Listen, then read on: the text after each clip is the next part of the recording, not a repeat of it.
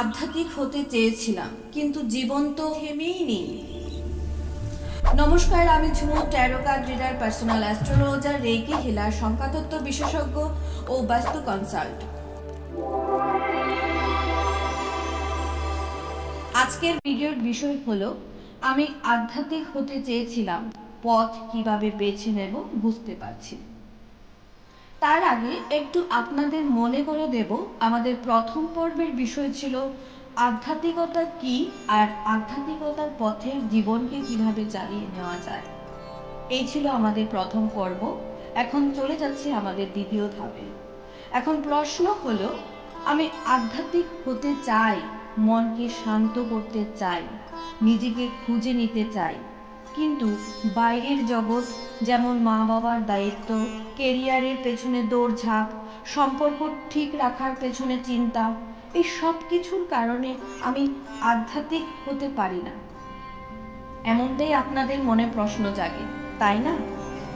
এই প্রশ্নের উত্তর আপনারা পাবেন কখন?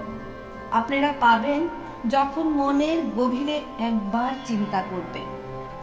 আসলে কোনো গুরু আমাদের জন্য সারা সময় দিতে পারে না, কোনো গ্রন্থ আমাদের উত্তর দেবে না, যতক্ষণ না আমি নিজেকে প্রশ্ন করব নিঃশব্দে, একা। এটা একটি বাস্তব আধ্যাত্মিক ঘটনার শুরু, যা আমাদের জীবনে ঘটেছে, কিন্তু আমরা তা অনুভব করতে পারি না।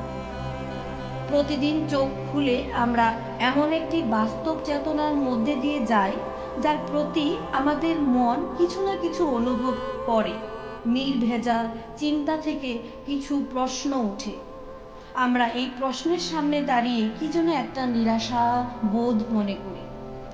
তখনই আমরা বুঝি আমাদের সব চিন্তা হয়তো আস্তে আস্তে ঝুলে পড়ে যাচ্ছে এক অতল অন্ধকারে, যাকে মুখে প্রকাশ তো করতে পারি না, কিন্তু মুখ থেকে বেরিয়ে আসে একটা শব্দ, কি আশ্চর্য।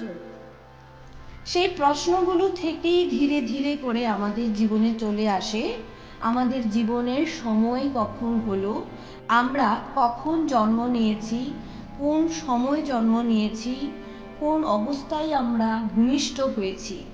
আর সেই প্রশ্নগুলো থেকেই ধীরে ধীরে তৈরি হয়ে যায় জ্যোতিষশাস্ত্রের উৎপত্তি।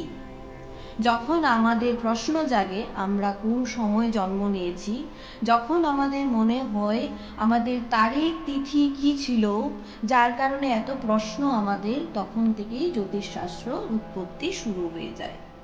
তাই বুঝতে পারছি, আধ্যাত্মিক পথে চলতে চলতে ধীরে ধীরে মানুষের সময়, দিন, ক্ষণ এগুলো নিয়ে কিন্তু প্রশ্ন জাগে, আর সেই থেকেই চলে আসে জ্যোতিষশাস্ত্র।